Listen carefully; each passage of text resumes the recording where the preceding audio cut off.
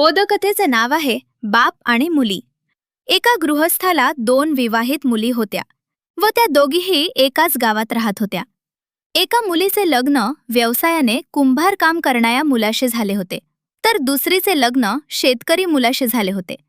दोघींचाही संसार अगदी सुखात चालू होते. एके दिवशी कोणत्या तरी कारणाने त्या दोघीही मुली आपल्या माहेरी परत आल्या. तेव्हा वडिलांनी मुलींना विचारले, तुमचे दोघींचेही कसे काय सुरू आहे? आपल्या संसारात दोघीही सुखी आहात ना? शेतकऱ्याशी लग्न झालेली मुलगी म्हणाली, बाबा, मी सर्व दृष्टींनी सुखी आहे. तुम्ही देवभक्त आहात म्हणून तुम्हाला एक सांगते की माझ्यासाठी एक विनंती देवाकडे करा की यंदा पाऊस काय जरा लवकर सुरू होऊ दे, म्हणजे आमच्या शेतात भाजीपाला चांगला पिकेल व आम्हाला जरा चांगले उत्पन्न मिळेल.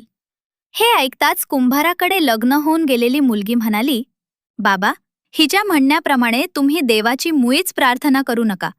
उलट तुम्ही देवाला अशी विनंती करा की निदान येता 1 महिना तरी पाऊस पाडू नकोस म्हणून, कारण माझ्या धन्याला मडकी पक्की भाजण्यासाठी आवे लावता येतील आणि चांगली भाजलेल्या मडक्यांना बाजारात चांगला भाव मिळून आम्हाला चांगले उत्पन्न मिळेल.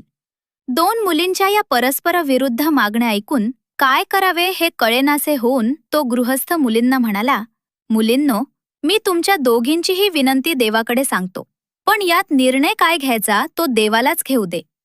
तात्पर्य: जेव्हा आपल्याच माणसांकडून आपल्याला परस्पर विरुद्ध गोष्टी करण्यासाठी गळ घातली जाते, तेव्हा कुठलीच गोष्ट न करणे हे हितावह ठरते.